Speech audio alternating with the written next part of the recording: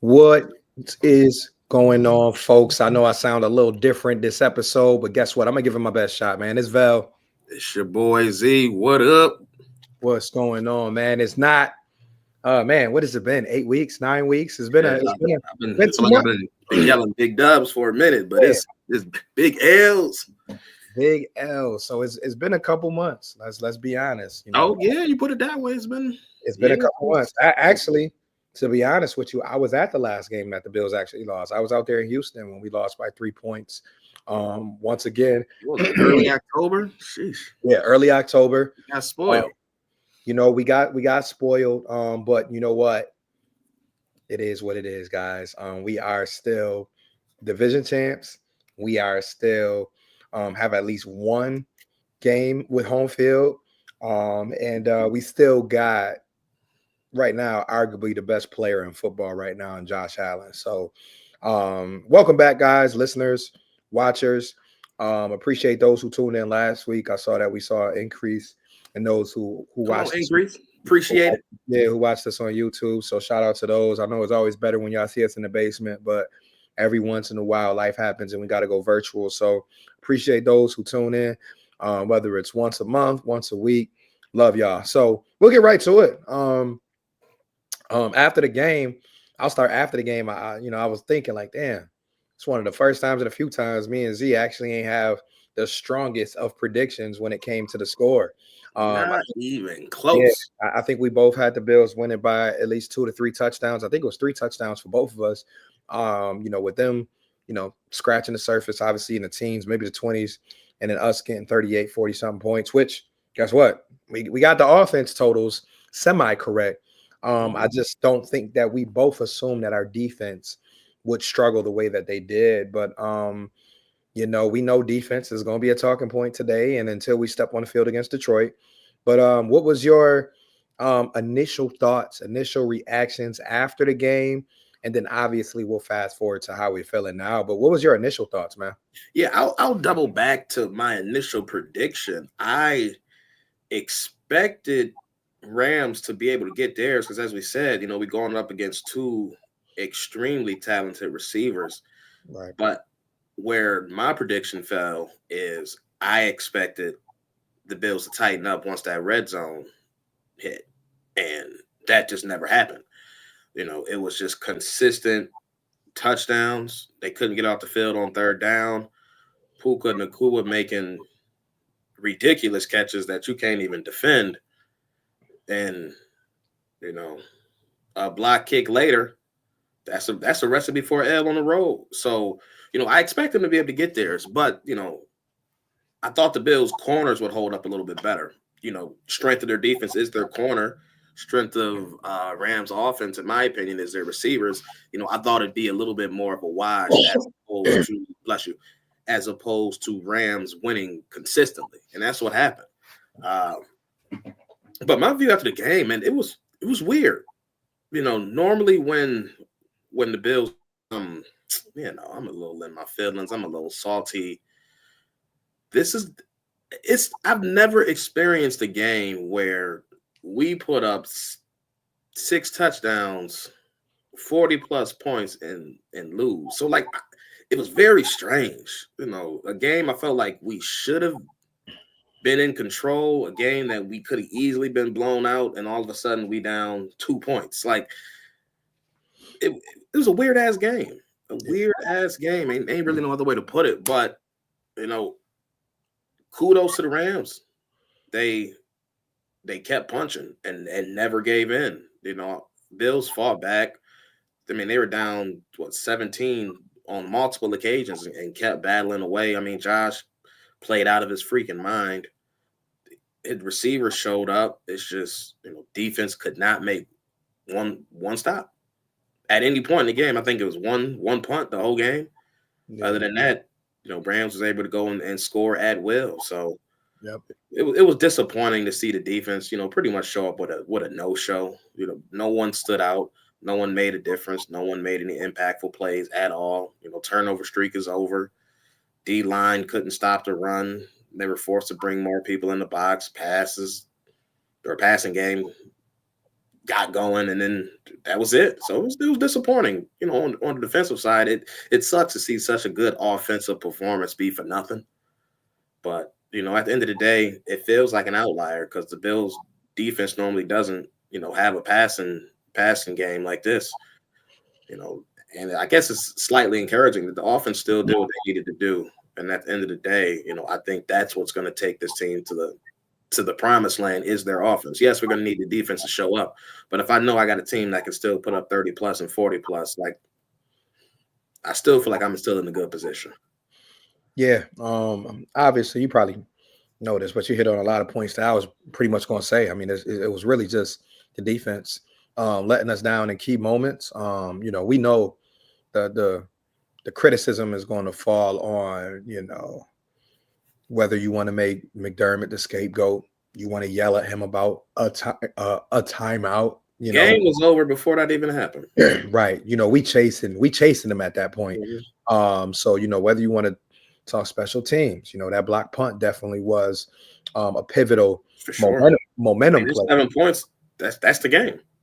Right. Because the one thing to block a punt, recover it, whatever, and then you hold them to a field goal, but you block it, you run it back. They ran it back, right? Yeah, for the Okay. touchdown. Yeah, they ran it back. So many big plays happen. And the biggest thing that I'll tip my hat to, and this was a part of my initial reaction, was just the fight.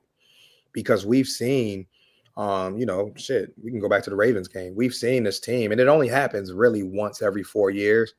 We'll see this team get smacked around and then just lay down. But under McDermott, once again, it's the pros and cons of dealing with the fighting of where you stand with our coach, is that he still has a bunch of guys that's still gonna go down scrapping. He still obviously has the franchise quarterback who helps with that.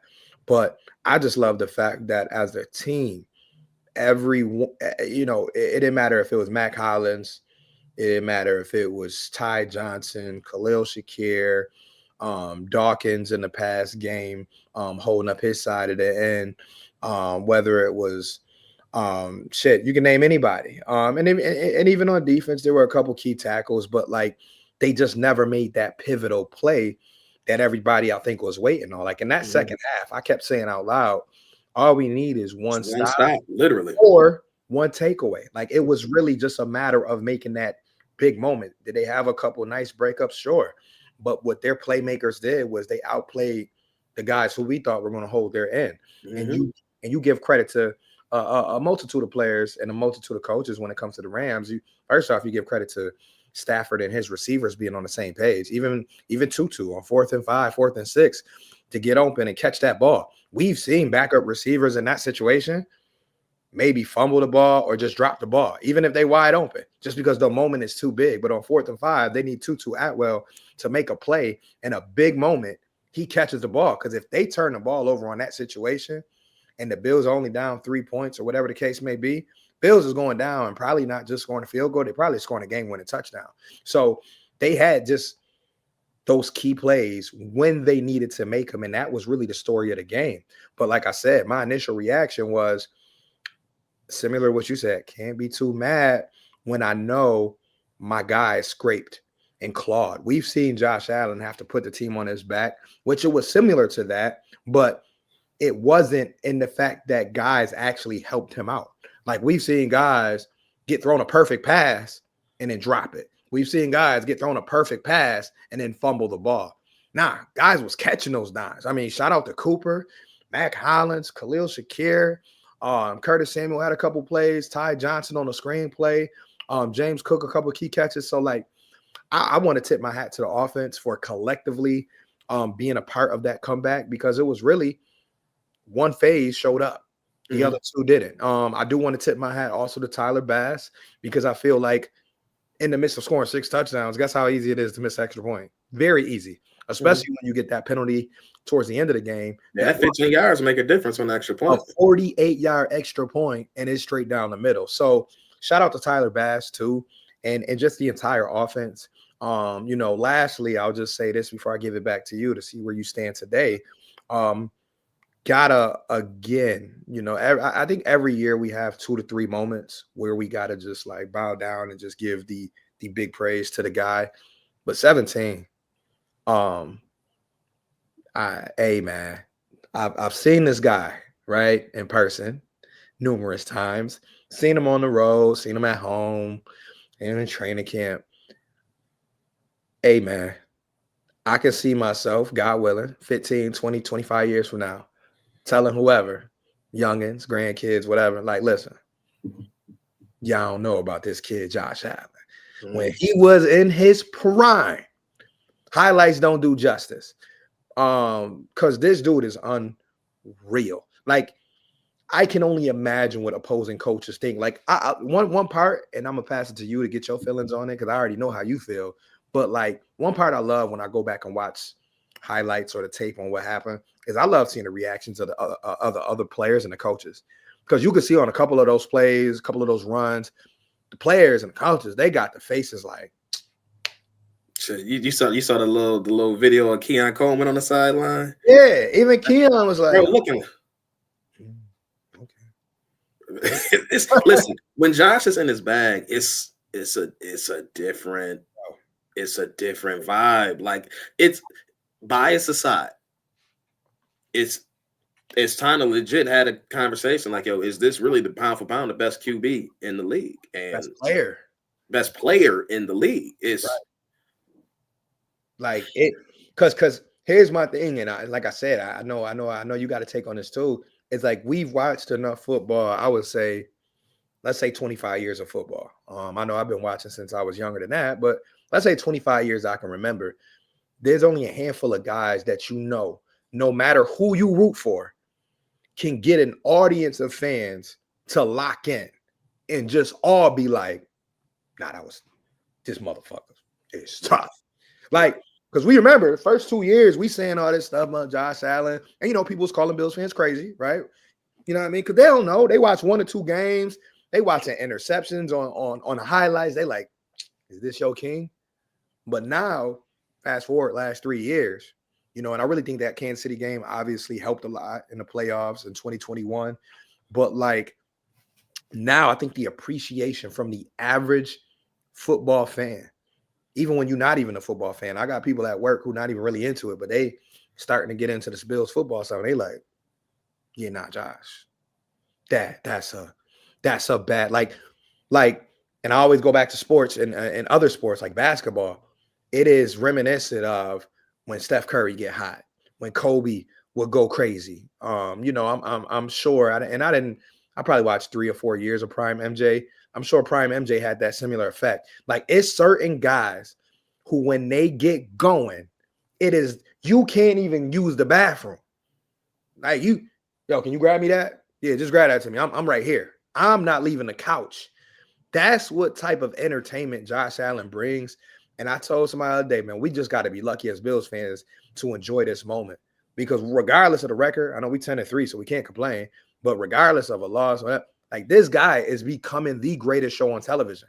I don't want to hear about Patrick Mahomes right now. I know he got the hardware. He got locked to be a Hall of Famer. And we know Josh going to be a Hall of Famer too. It is what it is. Just say it. He's going to be a Hall of Famer. But we know Pat got the hardware, and Pat is where he is because where he is. Lamar, we know every once in a while he going to give us a show.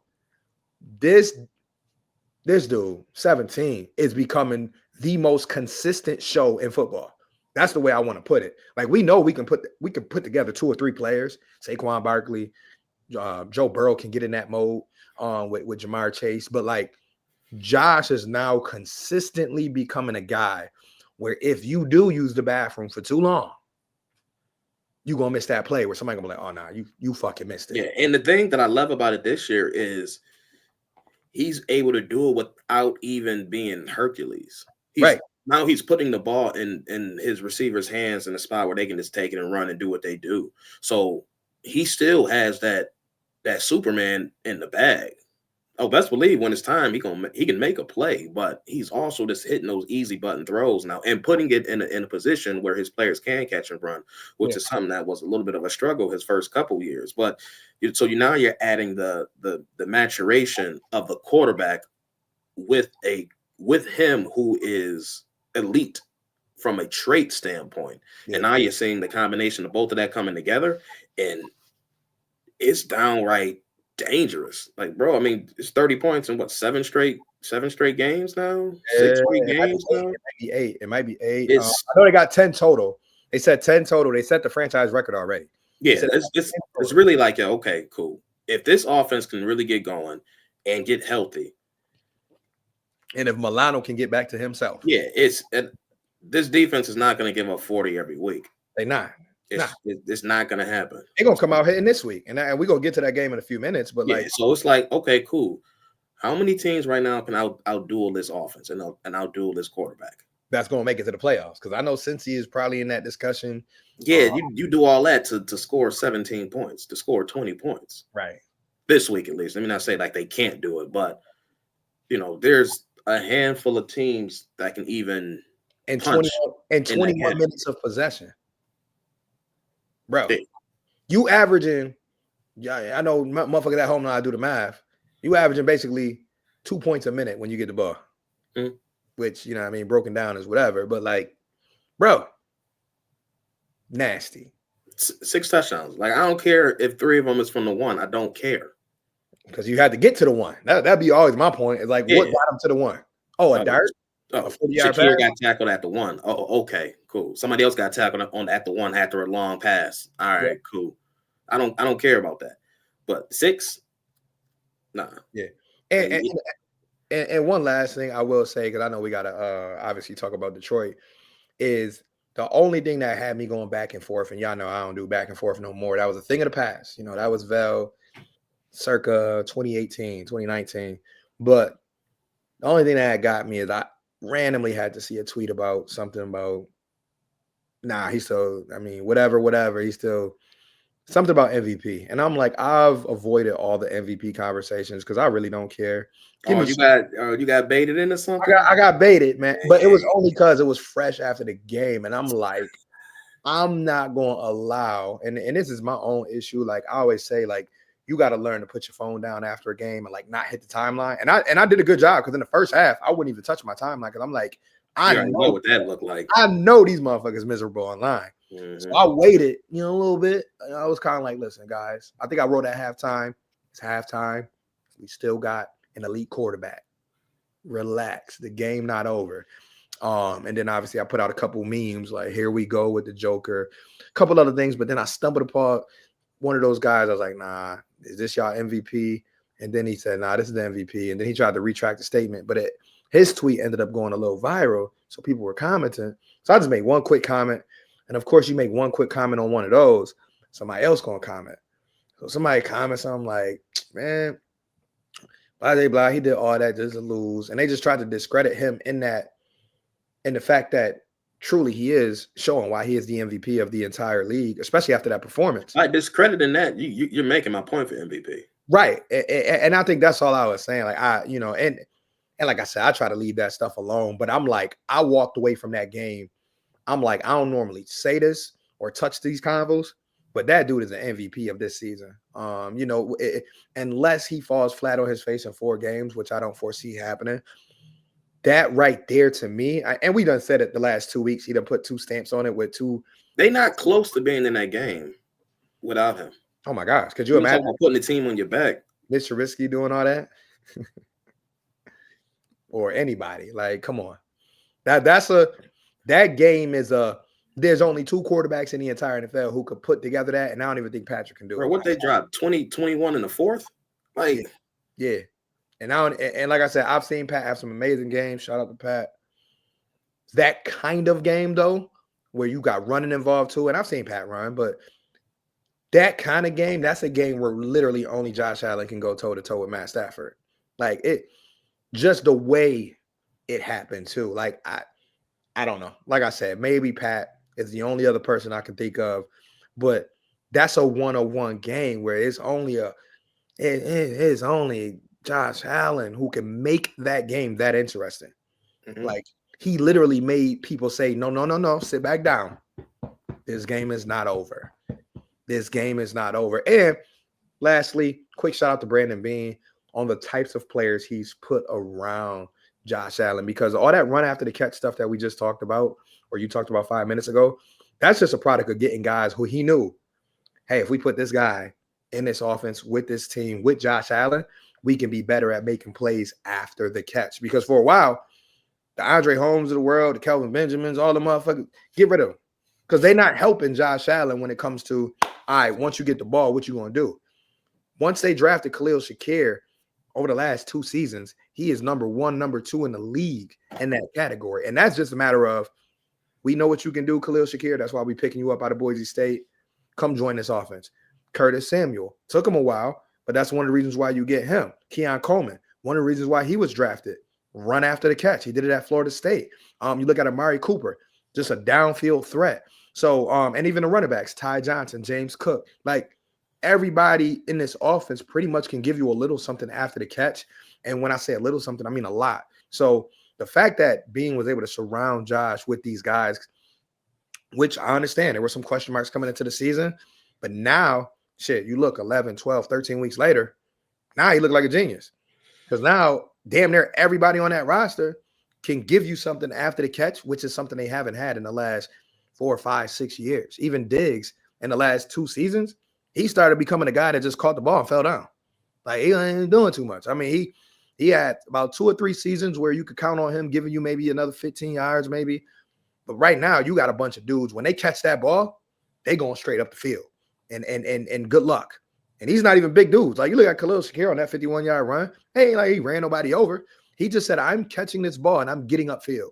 So you chase me or do whatever you want to do, I'm getting upfield. So shout out to me. That's all I got to say. I don't know if there's anything else you want to ask. Yeah, I mean, again, that game was, from an offensive standpoint, was beautiful to see. And only downfalls of running game ain't hit at all. But, right. You know, but the receivers took care of business in the passing game. I mean, to see it, when's the last time we saw a running back screen to that success? I mean, we talking like a decade.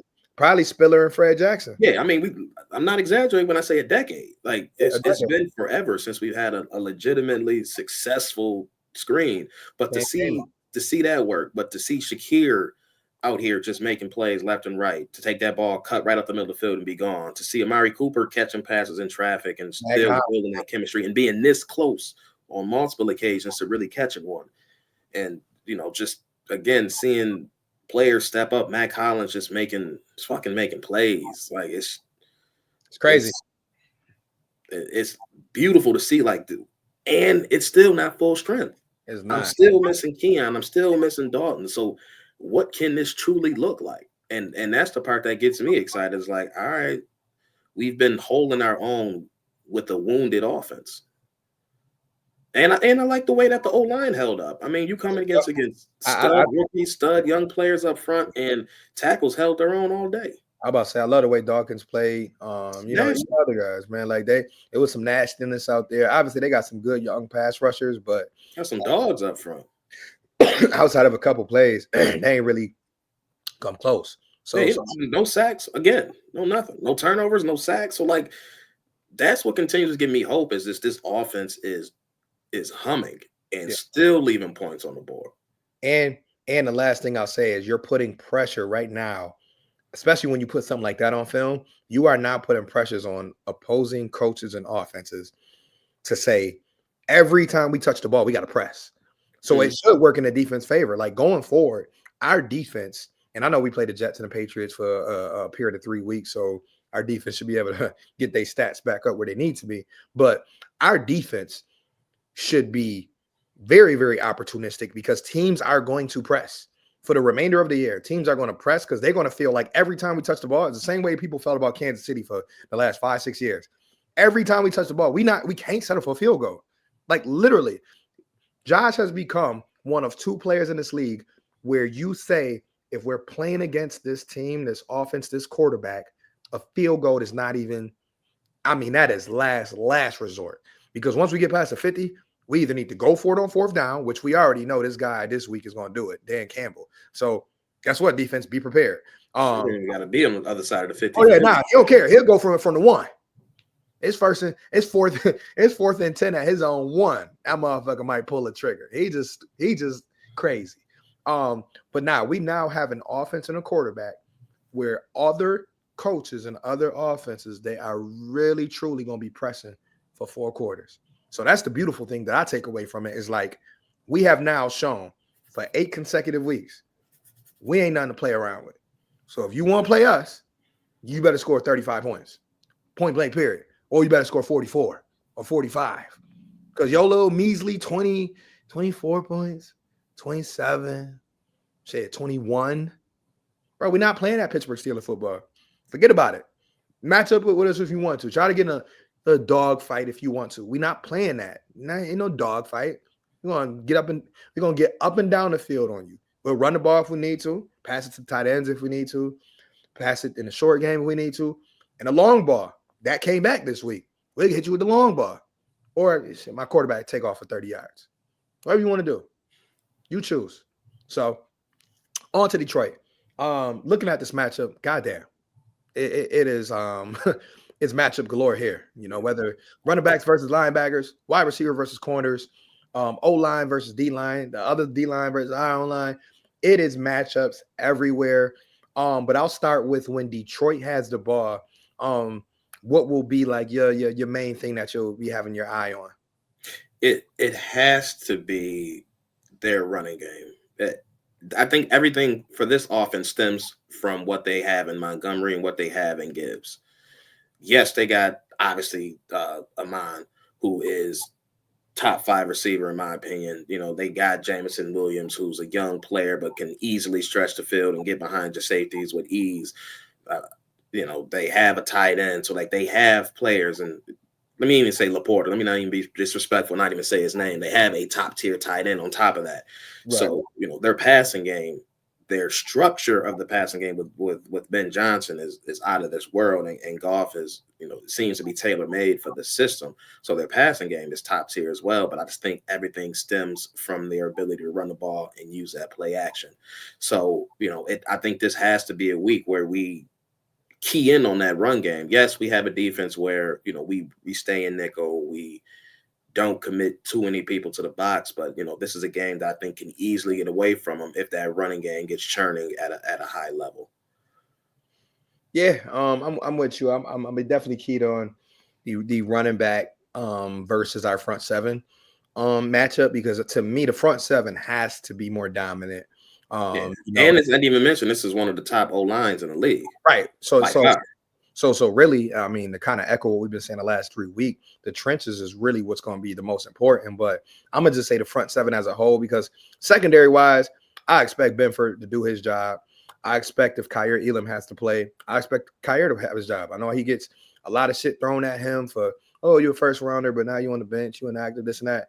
Kyer, regardless of what people say, he's always been able to step up when they called his number. So I have the ultimate faith that if he does, because I think Douglas did not practice on day one, you know, on this Wednesday, but I have full faith that if Kyer has to step up, or if Jamarcus Ingram has to step up, that they will do the best to their ability. You know, even that safety, I think Taylor Rapp is a little nicked up. That's why you got some guys back there, whether it's Cole Bishop or Micah Hyde. I know this is what I only give them about 8 to 10 days to be ready, but you got guys who've been put into play before, Cam Lewis. But like I said, will that be the main story of the game? We'll see. But I really think that you just have to watch how aggressive they will be. I think play action, of course, will be a big key in this. Misdirection. Mm-hmm. Listen, those coaches, they not stupid. They watch that Rams game. They probably said, listen, we're going to mix it up. We're going to keep them on their toes. But the thing that I love, though, is that we're not talking about a game, and shout out to Dorian Williams. I know he was busting his ass out there. We're not talking about a game where you're going to have some rookies on that front seven where you can fool. I expect our veterans to come out ready, mentally locked in, disciplined, and ready to make some plays. You know? And I think you got a certain level of pride too that needs to kick in. I mean, you got your butt handed to you last week. Right. You got dragged up and down the field all day. Yeah. So how you gonna bounce back from that? Yeah. And that's why I said, like, the front seven to me is what I'll focus on first, because I'm like, secondary is secondary, because it's like what you do up front seven dictates what they're going to get back there. You know, if they got all the time to throw, if Detroit sit back there and Goff got 4 seconds, then it is what it is. They eat that all day. St. Brown had 15 catches. But if we can get our hands up, be disciplined, wrap these guys up on first down, because that's going to really be the key. How much can you slow them down on first down? We can't let them get 5 yards a pop. Can't let them quick slant for 8 yards. Nah, first down, I need to stop for no gain. I need a loss. I need a batted down pass. I need something to let them know, like, listen, what y'all saw last week, that ain't our defense. Listen, we came into that game top 10 in the entire football in points allowed. We were number 6. So we gave up 44 one week. Don't think that's a pattern. And they done ran up against some good offenses. So I think that, kind of like you said, you got to look at yourself in the mirror and not going back to the Kelsey days when he used to talk about, you put your chin strap on. No, I'm talking about you got guys who 90% of the time do their job. They just had a moment last week where they got their asses handed to them. But guess what? Excuse me, it's the NFL. It's going to happen. In the NFL, you're going every once in a while get hit in the face, as they say. But how do you respond? And I think that the Bills defenders, especially the veterans, this they chance to let Josh Allen know more than anybody. Let that offense know, like, listen, we got y'all back. We are not going to let y'all go out here for the rest of the year, have to score 50 points, and then, yeah, that'd be it. I think from a defensive standpoint, this is their game. You got an uphill battle for sure, because they don't have too many injuries on offense. I mean, that offense is pretty much what you see is what you get. Now on the other side, which we'll get into here, that'll be where the questions lay. But yeah, I'll mainly look at the front seven. I think Milano, being his 3rd week out there, I'm gonna look to try to see if he can have more of an impact as well. But it's a day at a time, and more than anything, I'm looking for those veterans. And I don't got to say them by name. I'm looking for those veterans. Ed Allen, Daquan Jones, man, listen. Von Miller, Greg Rousseau, Matt Milano. Every single person on that D line is who I'm looking at. This your time, yo. You got the young rookie back, Dwayne Carter, be back in the fold again. Like I ain't looking for the young guys. I'm looking for those veterans to say, listen, we got y'all back. We let y'all down last week. I don't care. Y'all can blame McDermott all y'all want to. The defense let them down last week. So this is their chance against a good offense. And that's why I feel like this is a great opportunity for this whole team, because it's not like, and I think I said this a couple of days ago, it's not like you come after a heartbreaking loss or a tough loss like that and you got to play New England. No, you coming off a game like that and you got to go down to Detroit and get a big win against the best team in the league right now. Right. Once again on national television. So I'm ready. Hope they ready. But now I want to flip the other side of the ball. But when the Bills have the ball, what's the key matchup you're going to be looking at? Detroit is still extremely injured on that side of the ball. They've been treading water. They've been getting by. But the Bills need to take advantage of that. They need to take advantage of that, depleted D line. They need to be able to, really control that line of scrimmage. Because again, I mean, as we said before, this game is won up front. Right. But this needs to be a game where this running game needs to be able to. I think this running game needs to take center stage. Yes, Buffalo's built to go toe-to-toe with anybody. Yes, we can get into a shootout. But I think this running game needs to be able to take the air out of the ball a little bit. And not necessarily saying we need to play ball control and keep the ball out of Detroit's hand. But we can't have another week where that time of possession is as skewed as it was last week. You're going up against one of the best offenses in the league. So you got to be able to support your defense. And one of the ways by doing that is having a strong run game and, giving them breathers when they need it and complement both that running game and that passing game. So this is a week where I need those holes to be there. I need James Cook and Ray Davis and Ty Johnson to be able to run aggressively and really run hard. Set the mood for this game, because Detroit is a physically dominating team. I was about to say, a hard-nosed team. They're gonna come ready to play. They're gonna come ready to hit. Are the Bills gonna be ready to match that and exceed that? And that's what it's gonna come down to. You got to come there and ready to fight. Yeah. I liken it to honestly being on the road against two teams that we played earlier this year that we actually lost to. And that's why I feel like this is going to be a real challenge, because not as December, you should be able to learn from those losses. But I look at when we went on the road against Baltimore, Houston. Didn't match that Baltimore, physicality. Baltimore and Houston came out and they said, and honestly, they take the makeup of their head coach, D'Amico Ryans, and obviously Harbaugh. They like, listen, all that shit y'all got going on is cute. We coming in here to hit y'all in the mouth. And however y'all respond is gonna be on y'all. Obviously, Bills Houston game that was much closer. Baltimore, Bills got a little cute in the middle of that game. But like you said, on both sides of the football, they have to. They have to early. And like I said, it ain't about just matching physicality just by hitting hard. Like we know they got hitters. Bernard gonna come, Terry Johnson gonna come. You gonna get a hit from if Taylor Rapp playing, he gonna light somebody up. I can count on a number of those guys on defense to make some hits. But on the opposite side as well, Dawkins, Brown, like you said, Ray Davis, James Cook, Ty Johnson, Josh Allen. Mari Cooper didn't play in those games earlier. So Coop, Hollins, I think Coleman is going to play, Kincaid, Dawson Knox. I'm looking for those offensive players. Skill positions don't matter. You got to play physical. You got to block physical. I think what they did in that Seattle game to me was more of what I want to see is because in Seattle, whether they were passing or running, they made sure everything they did was physical. And that's what led to them winning on the road in that game. I was out there in Seattle, and the biggest takeaway I had was obviously Keon was in that game, but the blocking out of bounds, the getting up and just being like, yeah, we here. Like, we know we on the road, but we're letting you know this ain't no, we got white jerseys on and look at us. We got Josh Allen. No, we as physical as him too. And we'll light you up if you try to light him up. So I think that both sides of the ball, it really started with the offensive line for me. If the offensive line can get their hands on that Detroit line and open up those holes for the Ray Davises, for the James Cook, I have no doubt in my mind James Cook going to have a bounce back game. I have no doubt in my mind Ray Davis going to hit that hole as hard as can be and make sure Jack Campbell feel him when he come through that hole. So to me, I'm looking for that physicality on offense, but I'm also looking at it from the tight end group, receivers, blocking the ball, getting upfield. Because guess what? It's going to be great skill. It's going to be great receivers all the way around in that game. But which receivers are going to be able to make that play?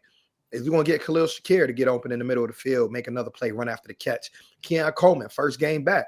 Is he going to be able to obviously get a little groove going? Because I'm pretty sure they're not going to just say, hey, Keon, get out there, 90% of snaps, let's go. Nah, he's going to get sprinkled in here and there, maybe red zone, middle of the field, whatever. So I'm excited. That's the big word I want to use. I'm excited to see what Coleman can add, what Kincaid can do in that passing game as well, and even in the run game. Because guess what? You got all them guys on the field, you're going to make them have to make business decisions. Are we playing the run, or are these guys about to go upfield 20, 30 yards and make a big play on us? So just an exciting game to be prepared for all fan bases. Like we said earlier in the show, this is one of those games, whether you a Packers fan, Bears fan, Eagles fan, Don't matter. This is probably the marquee matchup of the season so far to this point. Yeah, I mean, we know Bills Chiefs was the big matchup, but now that Bills Chiefs is out the way and we took care of business, this is it. I don't think nobody had Bills Rams being as good of a game as it was, but this is the one. If the Bills truly, and I know they made a statement 2 weeks ago, so I don't want to negate what they did with the Chiefs, but if the Bills truly want to make a Super Bowl statement, to me, this is that type of game. Like, they've beaten the Chiefs in the regular season before, so I think we can all say that's happened before. All right, cool. This right here against arguably the hottest team in the NFC, where else would you rather be, as they say? We know the CBS crew going to be out there in Detroit. All I'm going to ask you guys before we get into predictions, if you go into that game, be loud, have some fun out there, be smart, and let them people in the pregame show, let them know Bills Mafia out there too. Because I know they going out there to try to see if they can bring that same energy. And I know them Detroit fans do. When we went out to Detroit for Thanksgiving 2-3 years ago, they was great. Had no issues with the fans out there. So shout out to the Detroit fans. But the Mafia coming. I don't care. They talking about tickets pricey or whatever. If I know the Mafia like I know the Mafia, them motherfuckers pay $500 just to sit up in there. $500 to be in the nosebleeds. Like, Bills fans is crazy. So take care of business out there, fans. We heard y'all out there in LA. So shout out to those who travel to LA. Because after a couple of them touchdowns, I'm like, oh shit. Right. Oh shit, it's loud. It's loud. It's getting crazy out there. But I expect the same thing. Like I said, Detroit Pride, they got a whole lot of fans out there. But Bills Mafia coming, man. That's a 5 hour drive through Canada. So I already know the Mafia gonna be out there. And like I said, all around, man, what a fun game to get prepared for. I know I got to step. I'm not quite sure how to help you with that. Hey Alexa, I'm not talking to you. Stop. All right. Lex had to make an I know. appearance. Straight cameo. Yeah, shout out to her. You're gonna have to put her featuring on the pod. But nah, like listen, fun game, fun matchups all around. To wrap the matchups up in the bowl, I think both sides of the ball, the number one thing to watch is who can be more physical at the line of scrimmage. And it sounds boring because guess what? It's set every week, but that's how teams is winning. Like that finesse shit and trying to run reverses for 4 quarters, that don't work. You got to be able to match the physicality. You got to be able to set the tone early. And that's going to be my biggest ask for the Bills going into this game is can they, in that first half, set the tone on both sides of the ball? Not just offensively, because offensively in the Rams game, they scored on their first drive. They got a touchdown on their first drive. Can they, on both sides of the ball, set the tone in Detroit and make a statement? So to take it back over to you, we've had a couple bold predictions go our way. We've had some not go our way. So stat-wise, offense, defense, you can pick and choose whatever you want to do. You can do both if you want. What's your bold stat of the week? I think this is, like I said before, I think this is a game that the Bills are going to have to show up on the ground. So I'll say I have 2 Bills running backs going over 60 yards apiece. Oh, that's nice. Yeah, I'll take that. I ain't mad at that. So 2 going over 60. And then anything exciting on defense? I think this is a week that the Bills get 0 sacks. What? 0. Nah, until they can prove it to me. And now going up against a line as good as this is, I would love to be wrong here, but I just don't see this as a week where the Bills get it together from a pass rush standpoint and come out with a sack. I got you. Here's my quick one. I got a Milano pick 6. Oh, that got to be plus 7,000. We going bold. I got a Milano pick 6 because they're gonna need a big play. This is not a game where you can sit back and go pound like you score, I score, you score, I score, you score a field goal, we get a field goal. This is gonna be a game where somebody's gonna have to make a play. And I ain't talking on offense. So I got a Milano pick 6, and offensively, I got a Keon Coleman touchdown. I think the emergence of Keon right before the injury, I have a feeling he's gonna pick up where he left off. Do I feel like he'll see the field for the whole game? No. I feel like he'll probably, if I had to guess, maybe see about 15 to 25 snaps. Because they'll try to sprinkle him in. I think Mac Hollins has done such a good job that you can't just completely take Mac off the field. Maybe they just take Curtis off the field. Who knows? But I feel like Keon Coleman will make a couple splash plays. He might end the game, maybe 3 catches for 65 yards. But I do feel like he'll get in the end zone because I don't see a favorable matchup for Detroit when it comes to when Keon is on that field, especially with the other guys, with Kincaid out there, with Amari Cooper out there, with Khalil Shakir out there. There's no way in hell, I'm going to just say it like that, you're going to be able to cover those guys and then have an answer for 0. I'm not seeing it. So I think Keon Coleman will come back, make a couple flash plays, but I got him in the end zone. And then Matt Milano returns with a turnover and a touchdown to kind of get people to be like, all right, Matt, nice to see you. Nice to see you back doing Matt Milano things. So that's a hope and a wish, but guess what? They don't call it bold for no reason because we got to have a couple bold ones before we sign off. Now, for the almighty score prediction, I think we both need to get ours back because we're a little far off last week. So what do you got score-wise? All right, so I think this is a close game. I mean, as of right now, Detroit 2.5-point favorites at home, which I say probably sounds about right. I think this is going to hold true to form. I think it's going to be a close game. I think it's going to be back and forth. I think this is probably going to be down to which team is going to finish strong. Those last 5 minutes of the game, who's going to truly take control, who's going to make a stop when they need to make a stop. I think this is a game that I don't think it's going to be as high scoring as last week. I don't think this is a game where both teams hit 40. I think both offenses easily have the ability to do that, but I just don't see it. I don't see the script getting to there because, like I said before, we know Detroit's going to run the ball a healthy amount, and I think Buffalo is too, which is just going to eat away at that clock a little bit more. So I think this is a game that is going to end up low 30s, high 20s. But to put a bow on my prediction, I do have the Bills squeaking out a win. I got 31-28 late field goal. I like it. I'm similar to you. I was weighing my options and feeling like I should go 20s on this one, low 20s at that. But then I thought about it. I said, coming off of 42 points, missing two key guys, coming off of just a streak that they've just been able to hit that 30 mark, why would I expect anything less? When the odds, when things just seem to kind of be stacked up against you right now. There's question marks. There's can they do this? Can they run the ball? Can they win a big one on the road? I just think they're gonna come in mentally ready. I think they needed a week where they got a wake up call, and that wake up call came. I'd rather you get a wake up call in December than get a wake up call in the middle of January. That's always my motto. I know it sucks to say, but it's the reality. Winning 15, 16 in a row would have been tough. It just that's why it don't happen so much. It's just tough. These teams strap up just like they do. They in the NFL, they get paid just like the Bills do. So that was a wake up call. I felt like last week for both sides of the ball, but I mean, mainly for the defense. But I'll go ahead and I'll just say I got 30-23. I feel like Bills win by 7.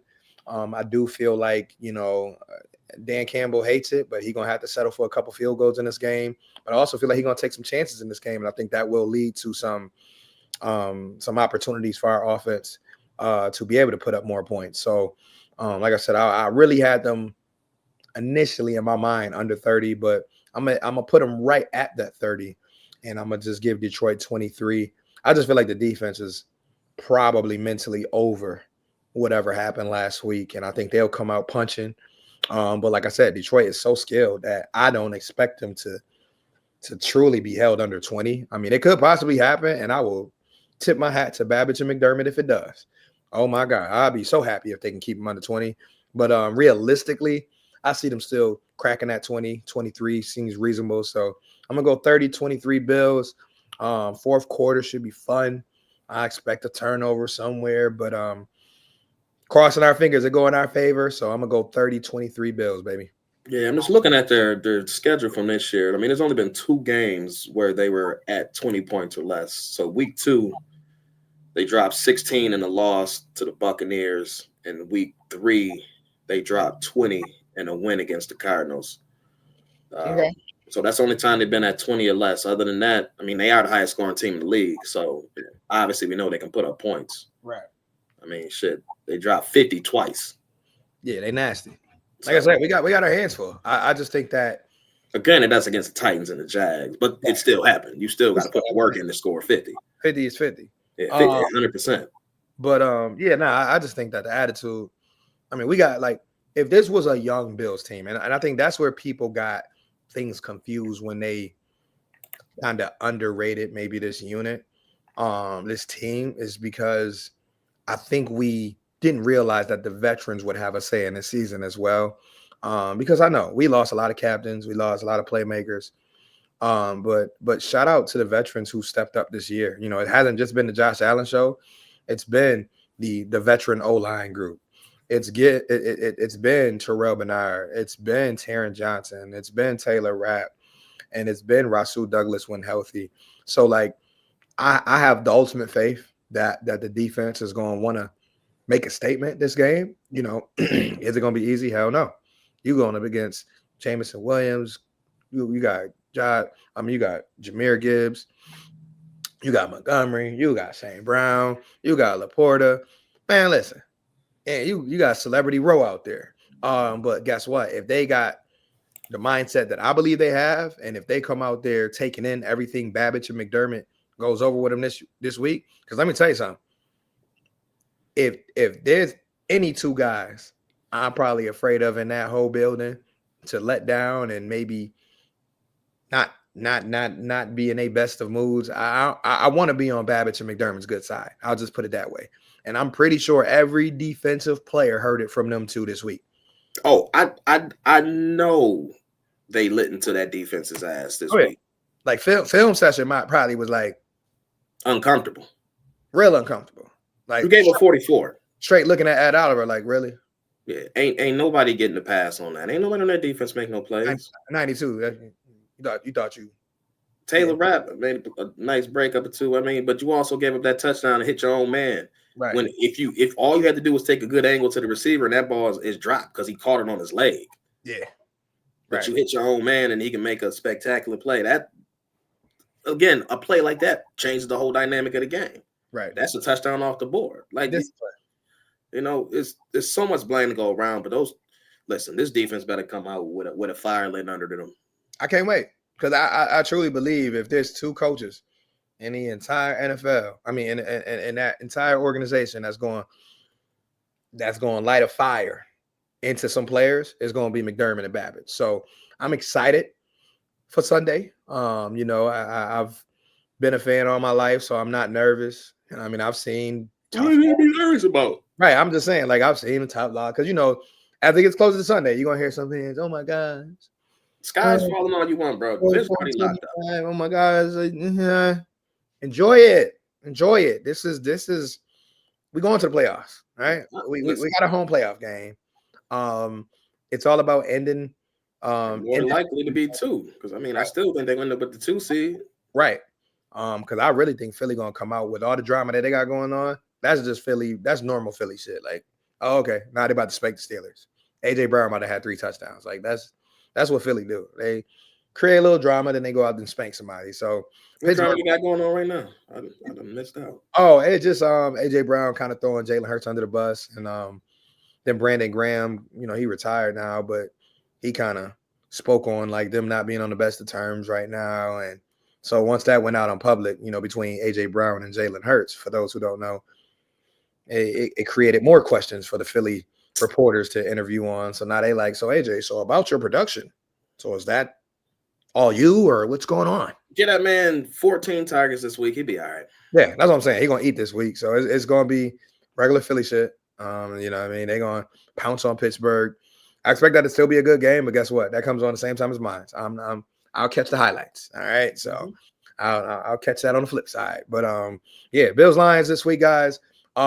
Don't got too much else I want to dive into. I know this is a busy week for most people because we got the holidays approaching. Be mindful. Don't kill yourself. I know I got to remind myself that, but don't kill yourself going broke, trying to satisfy everybody and trying to make sure, you know what I mean? Because this is the holidays. Be there for your family. Be thankful to be alive. Be thankful to be able to see your people, hug your people, and all of that lovely stuff. But truly take this all in. This the last few weeks of the month. We got a lot of great stuff going on. You know, it's football, college football, NBA, college basketball. You got baseball players getting paid. A lot of stuff going on. But here, we blessed. We still alive. We still kicking it with y'all. Shout out to my Knicks that's still balling. Big Carl Anthony Towns, Big Purr. Shout out to the bodega. You know what I mean? Trying to think if I left out anything else. But nah, man, let's get excited, man. This is a big fun game coming on Sunday, CBS. If you don't got no way to get there, cool. Pull up in your living room, your basement, watch it, get some people over, get your popcorn, get your favorite beverage, and it's gonna be a fun game. That's it. This should be football at the highest level. We're gonna be able to watch. So this is football fan heaven. Yeah, this is best on best. So it don't get much better than this. Enjoy it. This could be a Super Bowl preview. It may not be, but either way, you got 2 top tier teams going at it, and it's gonna be fun to watch. The whole country got it. So the majority of the country, let me put it like that. Majority of the country got this game. Can't watch it. They better go to their favorite bar or restaurant because I'm telling you. So it's gonna be fun. Just sit back and watch. It's probably gonna be a stressful game. More than likely, it's gonna be close, but it is what it is, right? It is what it is. There ain't been much of those this season, so stay tuned for the ride. That's it. But yeah, I mean that'll wrap it up for this week. as Val said, holiday season time. So y'all enjoy it with your family. If you're not near your family, call them, video call them. It's 2024. It's easy to get in contact with folks. I always say your presence is better than any present you can give. So Talk about it. be around for your people this year. Show love. Call somebody, just let them know I love you, and just try to make the best out of whatever situation you got. But either way, man, we appreciate y'all rocking with us for another week. This is week 15? God damn it, I can't keep up. Yeah, this is week 15. Week 15, we here. Or not week for is it week 15? 16, 17, 18. Because 18 weeks now or 17 weeks in the league? It's 18 weeks. Yeah, so it's week 15. Okay. All right. Yeah, so yeah, we're here, week 15. If your fantasy football team's alive, congratulations. Congratulations. Yeah, if y'all still alive, forget all y'all. Yeah, man. I always get that extra money, man. I'm gonna miss not getting that extra. Yeah, I'm man. I'm That was man. Last couple of years, I done came up so much that this shit really hurting me. Yeah, guillotine league gone. My main league consolation bracket. Like this ain't it. This ain't me. I'm not used to being in this spot, but hey, everybody take L's every now and again. But if you're still in the fantasy playoffs, I hope you got you a whole bunch of Jamar Chase and Joe Burrow. Yeah. Whatever. Forget all y'all. Yeah. Anyway, like you said, like, share, comment, subscribe, tell a friend to tell a friend, man. We in this for the long run. We got at least at minimum another 5 weeks to tap.